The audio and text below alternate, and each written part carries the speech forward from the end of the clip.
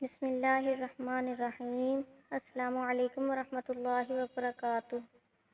بادشاہ ایک درویش کے پاس گیا جو کسی خاص ورد میں مصروف تھا۔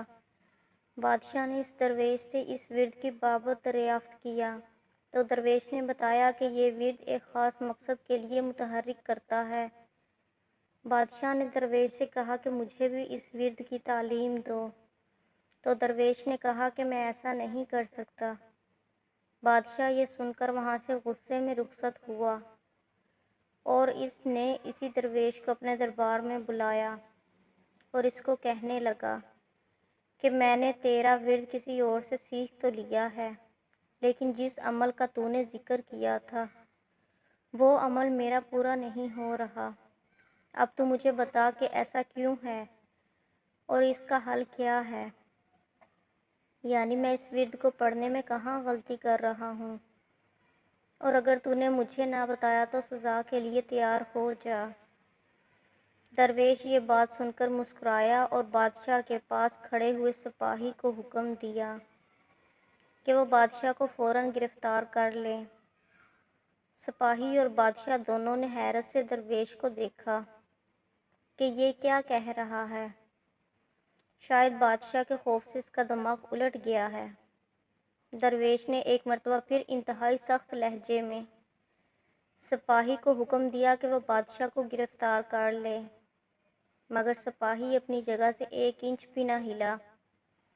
بادشاہ کی حیرت اب شدید غصے میں بدل چکی تھی۔ بادشاہ نے جلال کے عالم میں اسی سپاہی کو حکم دیا کہ اس گستاخ کو فوری گرفتار کر لیا جائے۔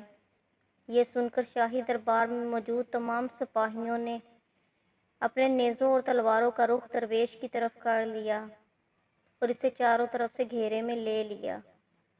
درویش یہ دیکھ کر مسکرایا اور بولا، سن بادشاہ، جو میں نے ان سپاہیوں کو کہا اور جو تو نے ان کو کہا وہ ایک ہی حکم تھا، الفاظ اور لہجہ سب ایک تھا، لیکن میری بات سن کر یہ ایک سپاہی بھی خاموش رہا، جبکہ تو نے صرف ایک سپاہی کو حکم دیا تھا۔ لیکن تیرا حکم سن کر دربار میں موجود تمام سپاہی فوراً حرکت میں آ گئے اور مجھے ایک آن میں گرفتار کر لیا۔ بس فرق حکم کا نہیں ہے بلکہ تیری اور میری حیثیت کا ہے۔ یہی سبب ہے کہ تیرے ورد پڑھنے سے کبھی عمل ظہور پذیر نہیں ہوگا، کیونکہ روحانی دنیا میں تیری حیثیت صفر ہے۔